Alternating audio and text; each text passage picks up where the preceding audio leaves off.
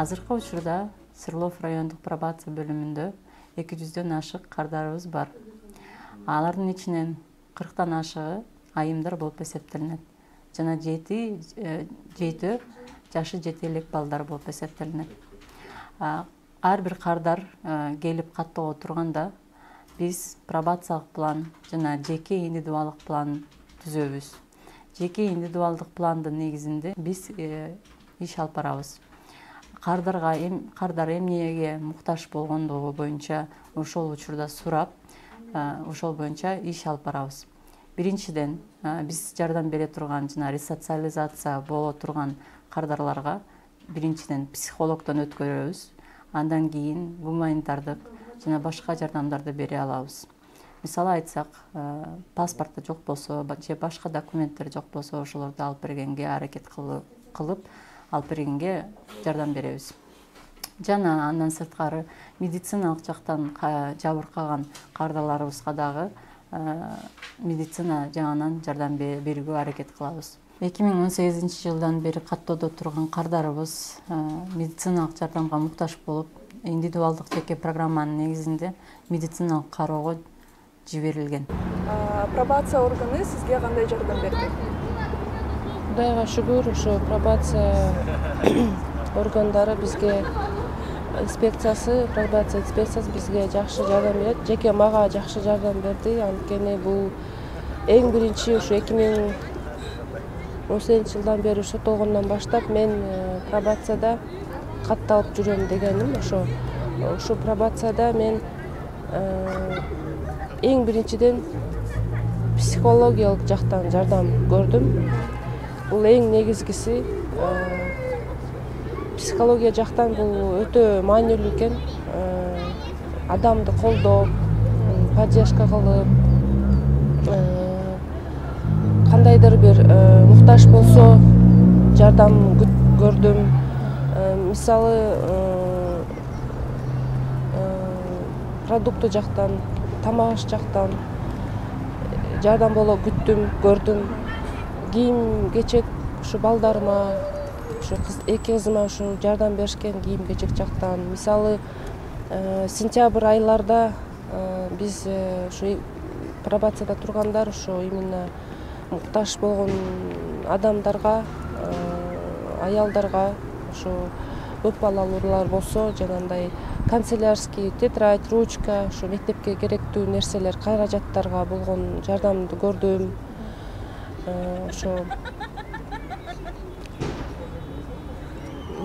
Жана мен ошо Свердлов районунун пробация инспекциясынан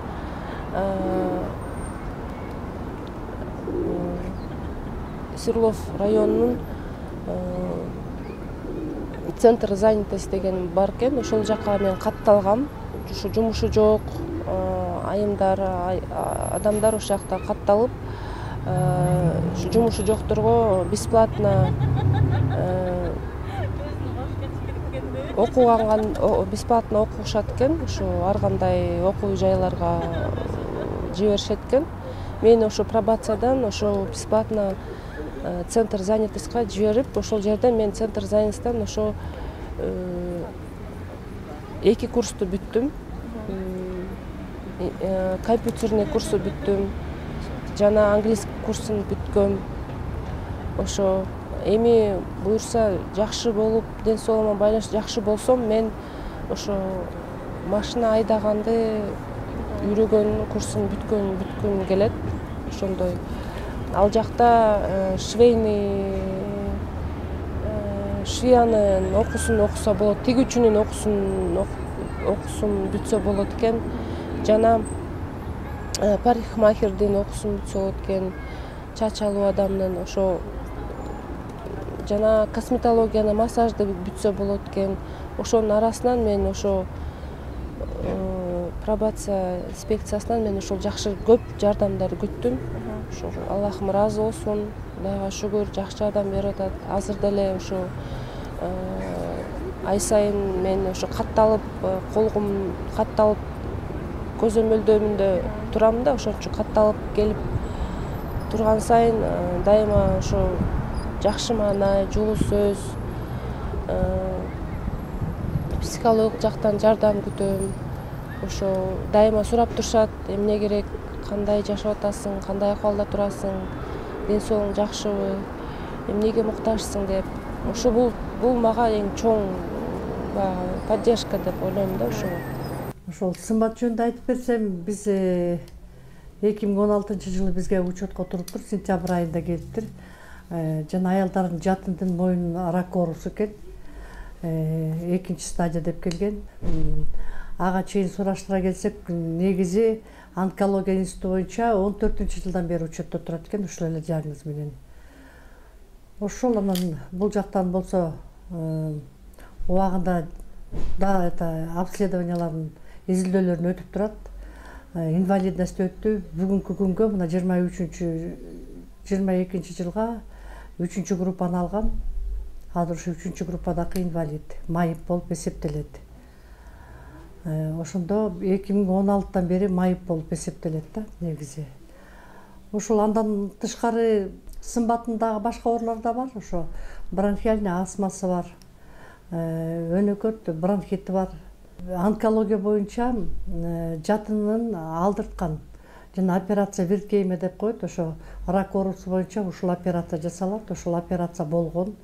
Операциядан кийин химиотерапия алган. Ошол анан эми алыр болсо ошо убактысы менен көзүндө жазында изилдөө өтүп турат. Кайсы жери ооруп атат, эмне өзгөрүү болсо дарыланып турат такай эле. Анан акыркы суроо, сизге азыркы абалыңыз кандай? Азыркы учурда ооруп турам. Ошо оорума байланыштуу мен негизи ошо айтпадым башында, онкологияда учетто турам. Пенсия, пособиям өтө аз болгондуктан ошо жетишпей жатат. Азыркы учурда мен оорума байланыштуу иштебей турам. Азыркы абалым бир аз оорураак болуп турат. Мен ден соолугума байланыштуу ошо чоң леченияга муктажмын. Ошо онкологиядан кийин мен астма болуп ооруп калдым, катуу ооруп калып, инвалидность да алдым. Онкологиядан кийин жүрөгүмө лечение керек деп ошо сердечная недостаточная деп коет экен, ошо орусча айтканда. Ошол оорум менен ооруп жатам. Ошого чоң каражат керек экен, ошо лечение алганга. Анан андан ары ошо операция болобу же чоң лечение болобу же кандай болот, ошону врачтар азыр ошо бир аз каражат керек деди, ошону эме кылганда айткангачы. Анан ошо оорума байланыштуу мен азыр иштей элекмин. Кызым, кичүү кызым дагы ошо инвалид ооруйт. Ошо 2 почкасы менен инвалидность алганбыз. Детский жал больницасынан чыкканбыз. Жатып чыкканбыз. Ошол жерден бизге инвалидность берген. Ошого байланыштуу кызым үйдө окуйт, онлайн сабактан ошо телефон менен аркылуу окуйт.